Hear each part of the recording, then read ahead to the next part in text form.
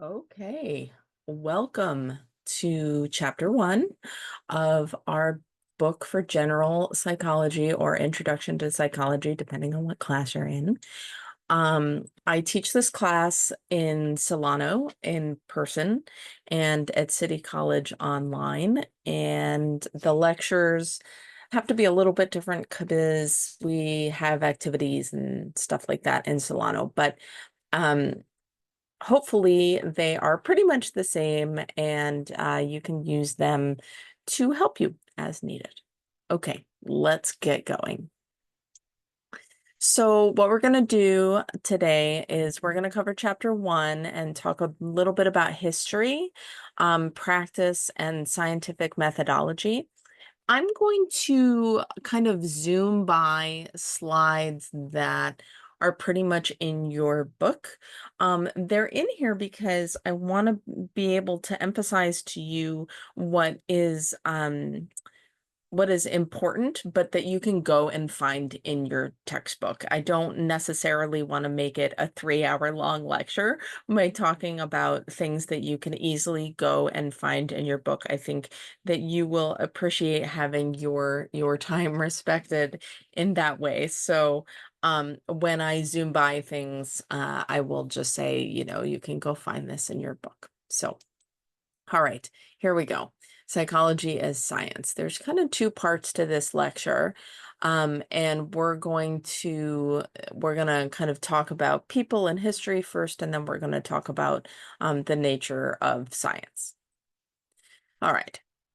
So very literally, psychology, the word psychology means soul knowledge. And so, you know, from the very beginning, the whole concept is around getting to know yourself, or getting to know the psyche of others. It's a very deep field. There are a lot of different parts to it. What we're going to do in this class is called a survey class. So usually the basic level classes are survey classes. And so you get a kind of like a little appetizer taste, a little aperitif of everything, but you don't actually really delve deeply into anything. So if we cover something in this course that you really enjoy, go and see if there is a class on that particular topic offered at Solano or offered at City. And if not, go and do a search for the online courses for the California community colleges. And I can pretty much guarantee that anything that we cover in this course, there's going to be an online course offered about that somewhere in California that you can take. All right. So early pioneers. I'm not going to talk too much about this, but um, you'll notice that they kind of look the same. And then we get to Freud and Watson. They also sort of look the same. And then um, we realize like, oof, that's a lot of old white guys. So, and at the inception of psychology in the 19th century, really women and minorities faced a lot of discrimination, but they also made a lot of contributions. And I just want to highlight here Mary Calkins for you. She's pretty extraordinary. Um, she did her PhD at Harvard. She did everything for it.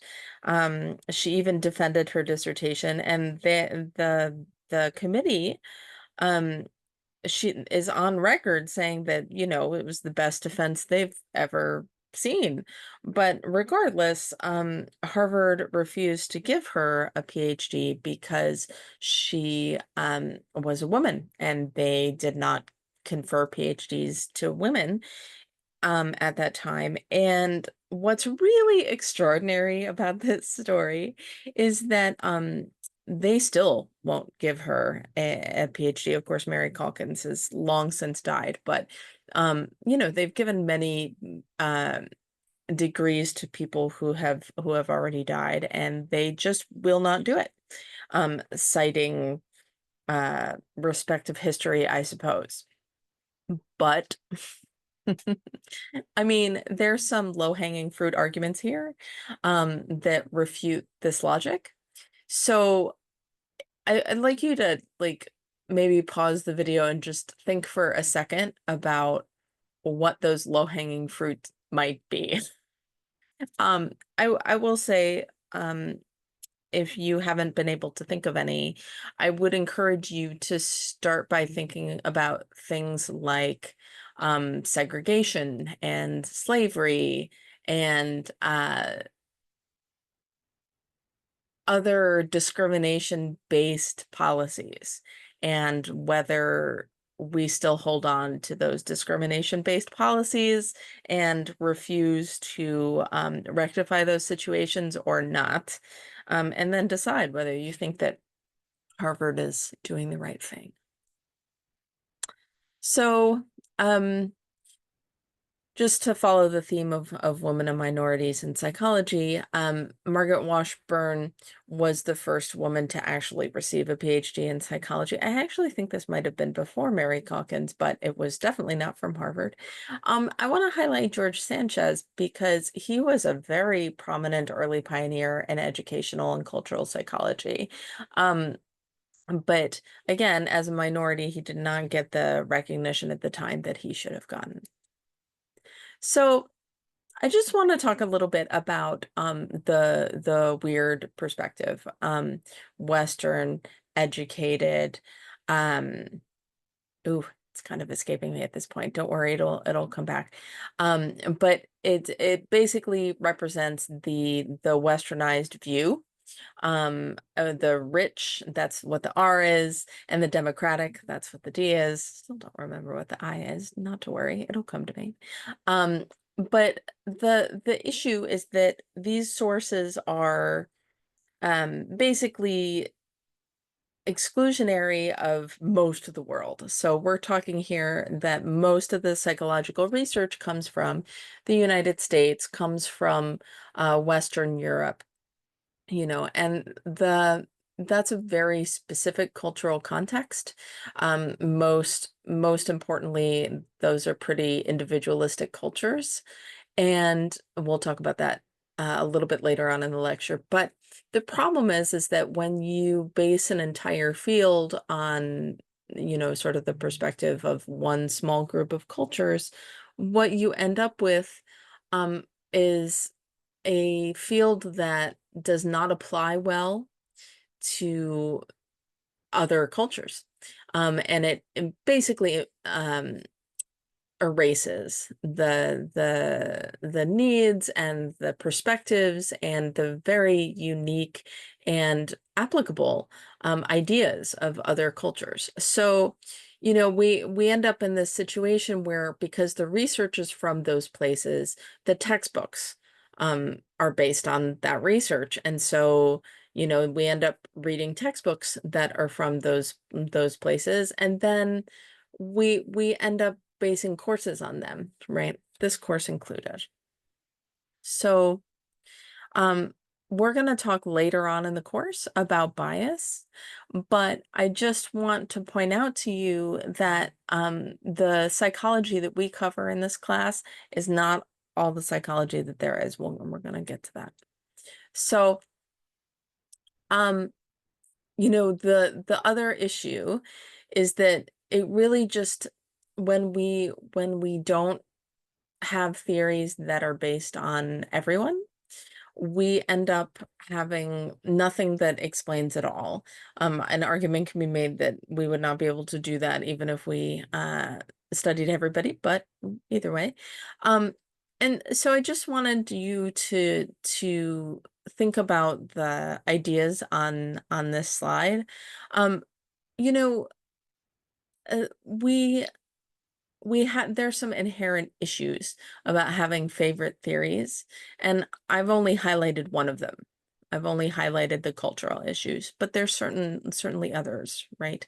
The thing that I want to really highlight on this slide is that you know psychology is an evolving field, and the DSM, that's a an acronym for the Diagnostic and Statistical Manual. So it's basically like the book of all the diagnoses that you can get of psychological disorders.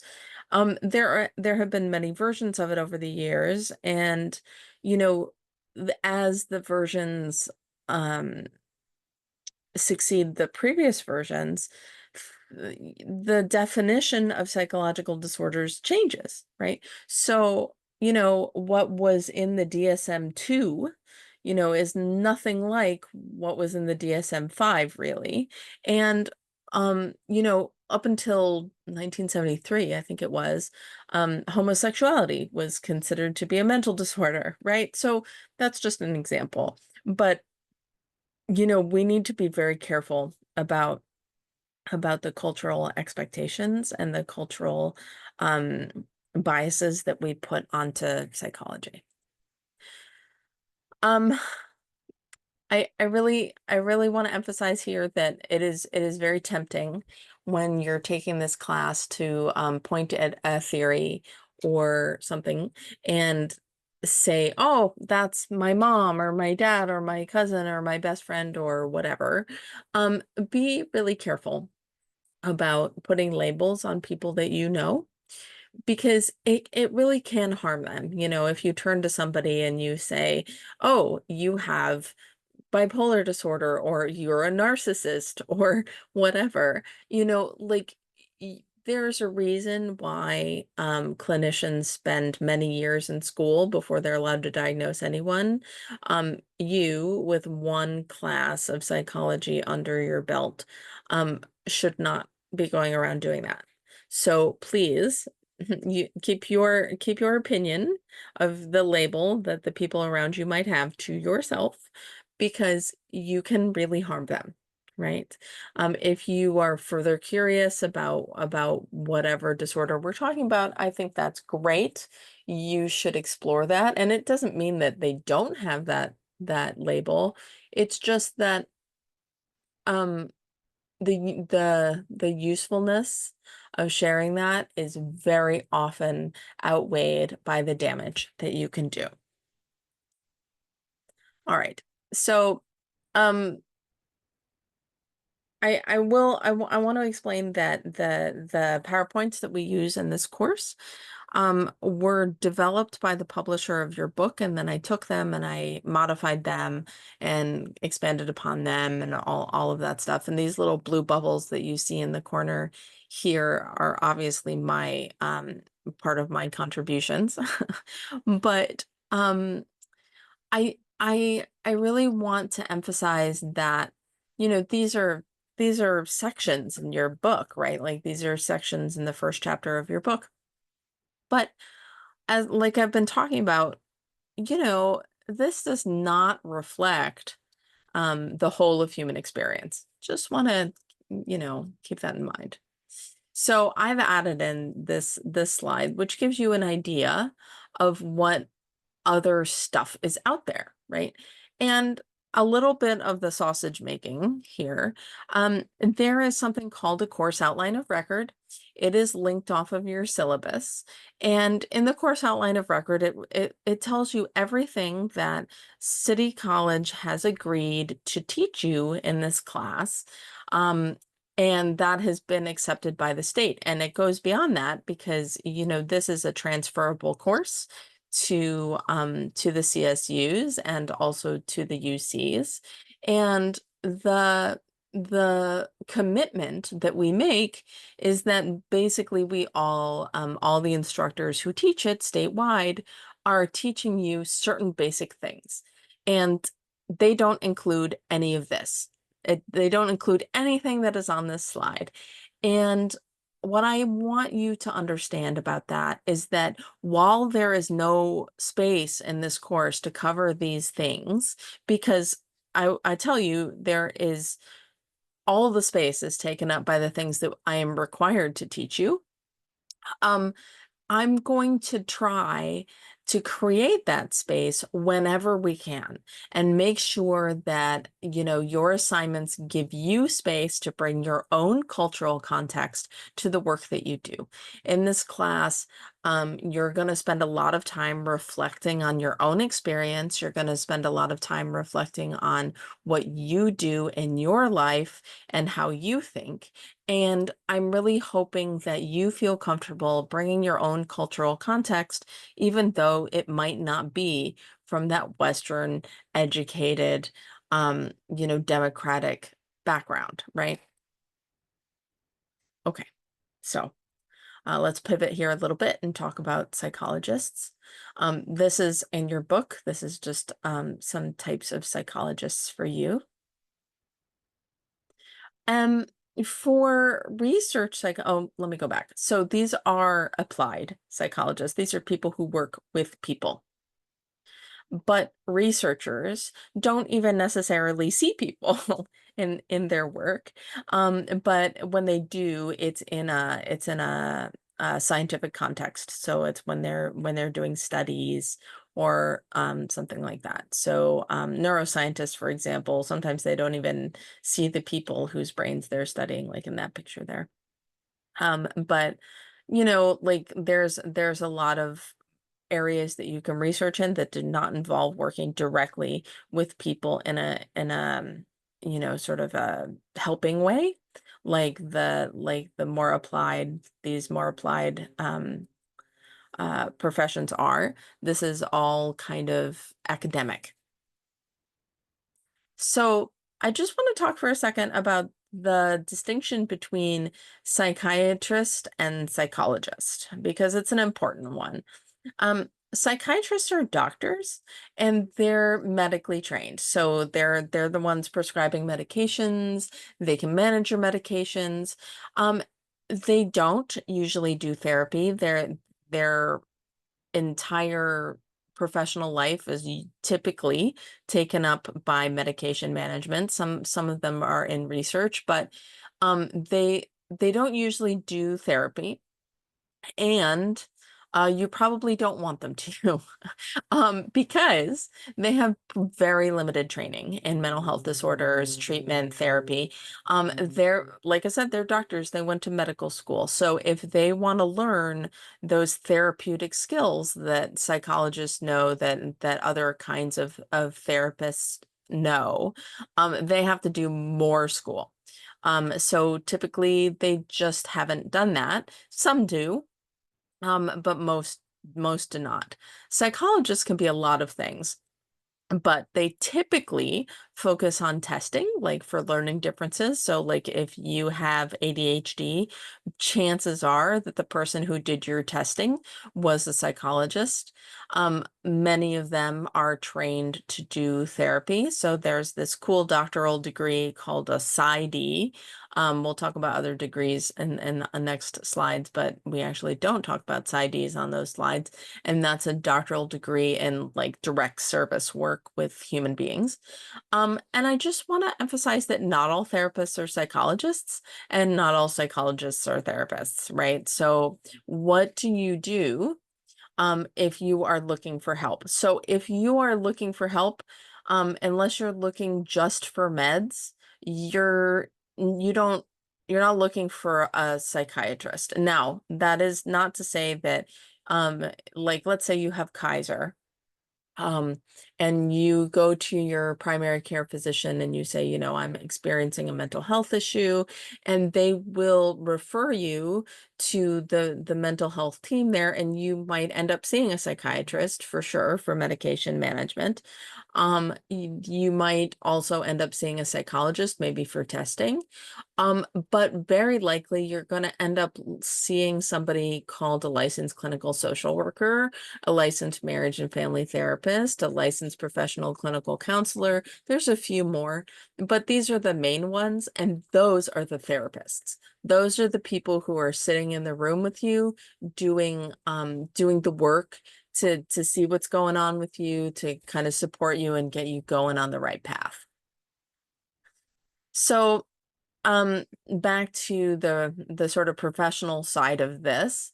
Um, The recent PhDs, so those are the people who went through undergraduate degree, so the 4-year undergraduate degree. So for you, you're working on your associates, or maybe you already have your associates and you're just continuing on.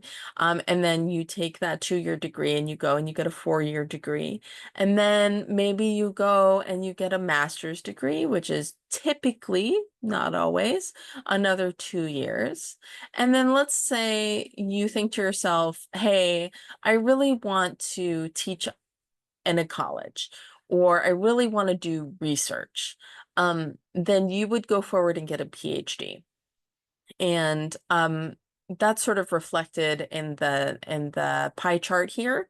So, 26% almost of PhDs in psychology are employed at universities. That means they're professors. That's what that means.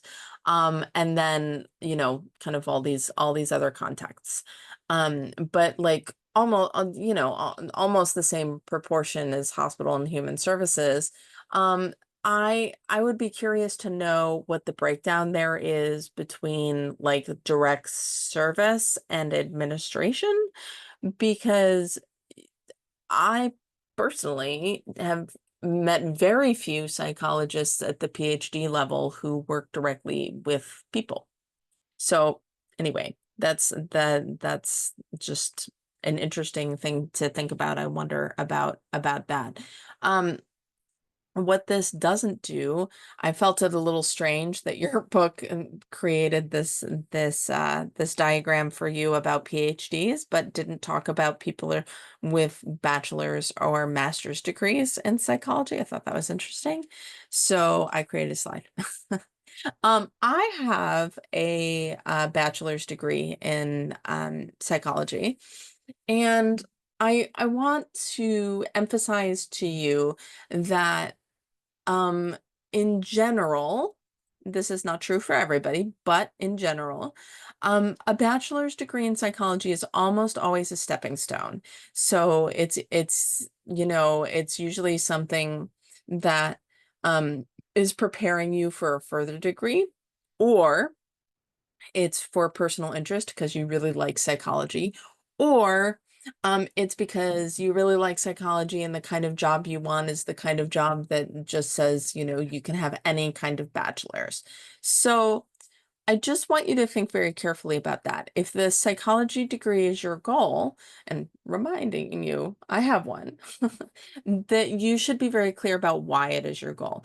For the most part, people with bachelor's degrees in psychology are not working in like helping professions. They're not doing case management type stuff. They're not doing um uh they're certainly not doing therapy. That's something you have to be at the master's level to do. But if you are interested in working directly with people and helping people more directly, there are better degrees than a bachelor's in psychology. For example, a bachelor's in social work is probably a better degree for that. But like a bachelor's in psychology, is a really interesting degree to have. So I don't want to discourage you from having it. I just want you to be realistic about how useful it is in the job market. Okay, and now for something completely different. And if you understand the reference on this slide, I am super happy about that. So your book presents these two very unrelated ideas together and doesn't link them very well. So I want to link them for you. The first idea is natural selection. This diagram is in your book. You do not need to write this down. It's about natural selection. And the idea about natural selection is that there are traits that make it more likely that you're going to procreate, so have babies. And those traits, because you have more babies than people who didn't have them, are going to get passed along more readily. So A good example that I like to talk about is peacocks, right? So if you think of a male peacock, they have this big, sort of ridiculous tail. It's beautiful. It's absolutely gorgeous, but it is not useful. Peacocks in general are very sort of clumsy and they don't fly very well. They fly a little bit, but not very well. Like they're kind of sitting ducks for predators, that sort of thing. But like they've evolved this big, beautiful tail. And I think probably two ways that that came to be. So a it's mainly a display for mates. So the male peacock will show off his tail at potential mates, and he'll shake it at her and all that stuff. And like the bigger and more beautiful your tail is, the more mates you'll get, right? And then you'll have babies and they'll have big beautiful tails and all of that. It's also used as a way to intimidate predators and other males. So again, the bigger and more beautiful your tail is, the more it will intimidate other peacocks into disappearing so that you can mate with their girl, or predators into being like, oh, he's actually really big. I'm out of here. I'm not gonna try to eat him. So that's a very basic overview of natural selection in the animal kingdom. Um, so I want you to pause the video and just read this through and then come back. So, the thing that I want to emphasize about this slide is that this is a really good example of natural selection, and it is a really good example of how it is not perfect, right? So, natural selection is very much a process of balancing out like what is the most important thing. And when it comes to the sickle cell allele, when you have one copy, you're resistant to malaria, which is a very prominent disease, especially in Africa. But if you get two, you're likely to die young from anemia, and then you don't reproduce at all, right? So the I think that this is an important example because it is the first documented case of a genetic variation in a natural population of any species, right? That provided a really clear fitness advantage, not just like, I'm prettier or whatever, you know, but it's also, it shows you that you can't optimize for everything, right? If you have two copies, then you're not going to make it. But because it keeps getting passed down because one copy keeps you alive to procreate, right? So the second idea, and stick with me here because you're like, why are these two things related? But stick with it. So collectivistic cultures versus individualistic cultures. So collectivistic cultures, the identity is given by your group mainly. It's not personally developed so much. Conformity is really important, so you kind of follow the crowd. The personal and the group goals are really consistent. You don't really go against the grain very often, but when you do, it's the group that wins every time, basically. And the trust is really in group decisions. So most Asian cultures are collectivist cultures, for example. In the in-person version of this class, it was raised to me that um, there are pockets where this is not really the case. So Taiwan came up, which I thought was interesting, and I don't know enough about it to have an opinion on that one way or the other, but that was raised to me as maybe not as collectivist as it used to be. Um, and, obviously, I think it's clear that individualist cultures, like we discussed before, are more westernized usually. So the United States is the most individualist culture on the planet. And it really is individualist cultures, your identity really is about your own your own personal accomplishments. It's not about your family for the most part. Being independent is the value. Your personal goals really don't usually have anything to do with the group goals, and depends how big the group is that we're talking about. But, your personal goals always take precedence over the group.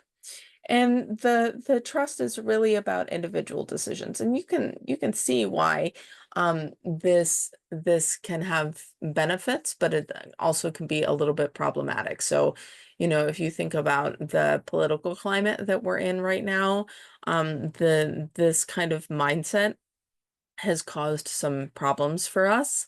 Um, and that's all I'll say about that. But why we bring this up right now. So um, it's really important in um, when we think about these two things together, that what we're thinking about, and I think it's on the next slide. Yes. So that both of these approaches are seen as adaptive strategies, right? So they have come out of natural selection because in some places in the world, it has become more useful to keep with the group, so that you can be more successful, so that you can be safer, so that you can live long enough to procreate. Those are the collectivist cultures. And in other places, it has led to better procreation when you strike out on your own, and when you don't ally yourself with others. And so these two things are related, because these are the type of culture that you live in is reflective of the adaptive strategies that people in those cultures needed to survive. Is that still the case? It depends, right? It depends on the culture that we're talking about. But historically speaking, if you look at, for example, the conflicts, the wars that are fought in these different cultures, you can kind of see, like, oh, okay, the collectivist cultures tend to have been kind of the really ancient cultures where, striking it out on your own meant that you could very easily run out of resources really quickly, um, and end up not being able to procreate, right? So it's just an example, but like, I think through about how those two things are related. And if you want to discuss it more, by all means, let's talk about it in office hours. All right, so we don't need a break. Don't worry, we're going to keep going. So scientific methods. What are scientific methods? So pseudoscience versus science is, your book makes it sound like pseudoscience is always a bad thing, and like the very word makes it sound like it's a bad thing. But I think what I want to emphasize is that when we talk about science, we're talking about things that um have gone through a very specific process. They've gone through a kind of a scientific process of evaluation, and sometimes experimentation, often experimentation. And then we come out of the other side and say, we have varying levels of confidence that these two things are related, or that this thing is, this fact is a fact, and that has value. However, there are a lot of truths in the world that are not verified by science, or can't be verified by science, but that doesn't make them any less true. So I think we need to be a little bit careful about dismissing things that don't have an evidence base. I'm a very evidence-based person, and I'm always going to pick an evidence-based practice if it's available. But remember, when we were talking at the very beginning of the lecture, that not everything has been studied, first of all. When we think about other cultures and the types of psychologies that they have are not usually accepted very well in our culture, right? And they're certainly not studied the same way. And if we're going to dismiss everything that comes from another culture as pseudoscience, you can see how that is a very biased way to look at psychology. So we need to be very careful about using that word because it is really loaded. Um, we need to, and we need to remember also that lots of information that's out there in the world that is true has nothing to do with the scientific method. For example, the media, right? There are media sources that are reliable, and you're going to explore what that means in your and in your homework for this week. But there are media sources that are strong and fact-based, and there are media sources that are not. And it doesn't mean that it's not good fact if it's not peer reviewed, right? And if it's fine if you don't know what peer reviewed means yet. You will when you do your homework. So I just wanted to make sure that you understood that. So I'm not going to go through um, everything on the next few slides because they are pretty much all in your book. But I just want to emphasize here that again, these are the stages in the westernized research process. Okay, so they're important to understand. They're important to lean into when we're trying to establish certain things. In a scientific way. So you need to know what these are for sure, but they're not the end of knowledge. Again, all in your book.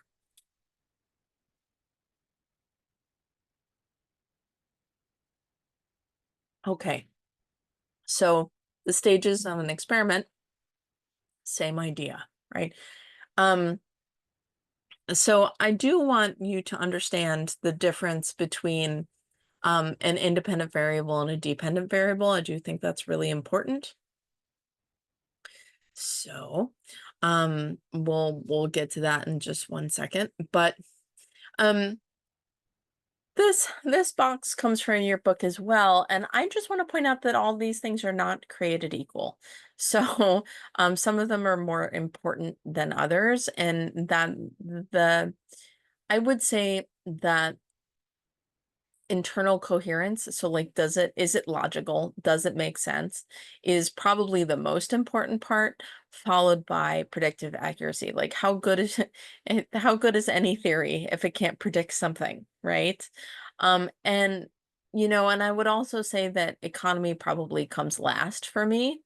um you know eh, Well, maybe, you know what? I think I've changed my mind. I think fertility comes last for me. Like, a theory can be a good one and not necessarily generate a whole bunch of research. Um, I it, Research comes in waves according to current trends and funding sources and all of that. So fertility doesn't really interest me that much. Um, and I think that's the least useful part of it. Okay.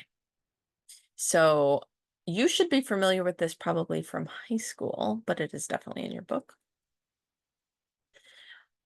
All right. So, data collection, the thing that I really want to emphasize here is that like not just psychologists are collecting data, right? Researchers exist at all levels of education and come from a lot of different places and a lot of different contexts. And if you are interested in science and you're interested in psychological science, human science, um, you know, there's a place for you, right?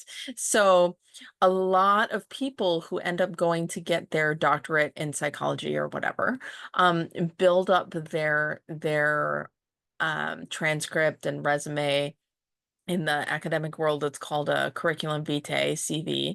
And they do that by, going to undergrad and working in a lab, right? They do that by working in a lab that studies, psychological usually it's a specific part of psychology. So like it's a learning lab or it's a development lab or it's a memory lab or whatever it is, right? It's a specific kind of lab. And there's a lot of undergrads that work in these labs and they're not doing like super advanced stuff, but they're there, they're doing the work. And the when it comes time to make your application to your master's program or your PhD program, you can say like, I know that I'm interested in doing research because I did it as an undergrad. But that is not the only way to do it. You can also go and graduate and then get a job doing that sort of thing. And if you're happy at that level, cool. And if you want to take it and put it on your CV and then later apply for graduate school, absolutely do that. So it's not just psychologists who do this work. Okay, so I'm not going to cover any of this. It's all in your book.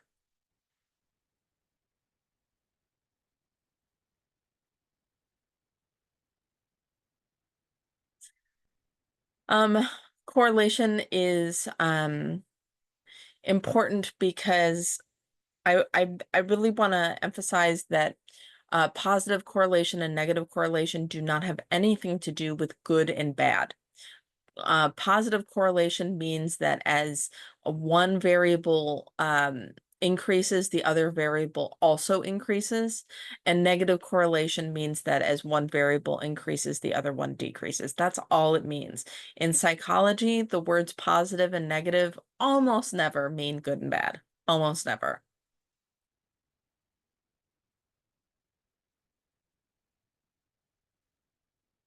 Okay. Again, all in your book. I'm just trying to make it so that your lecture is not 3 hours long. Okay. So causation is important, and I said I was going to come back to the variable types, and here they are. And the way that you establish causation is by making sure that you have certain check boxes of your experiment marked.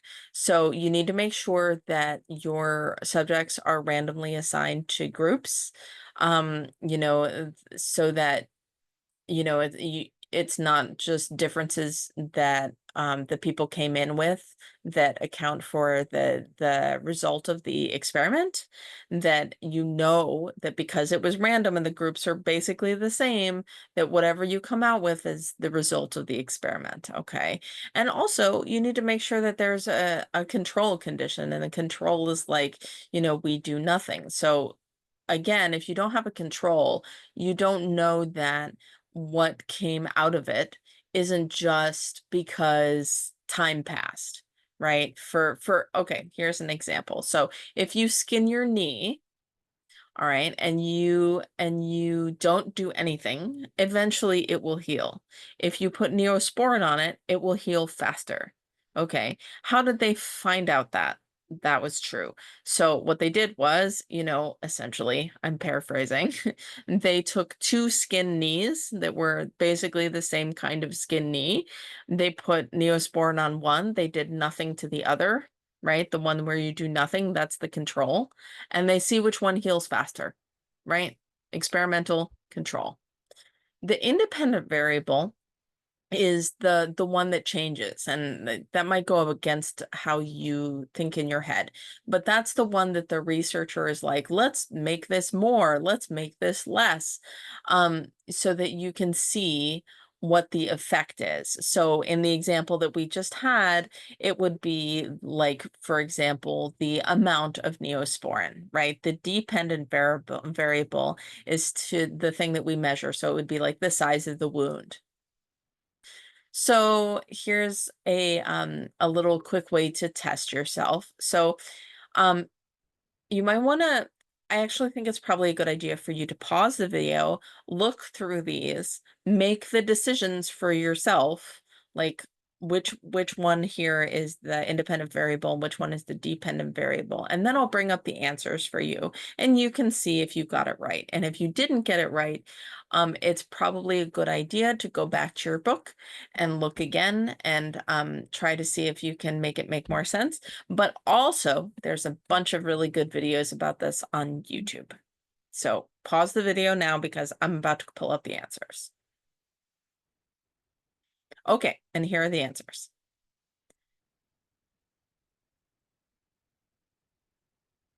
All right, hopefully that makes sense to you.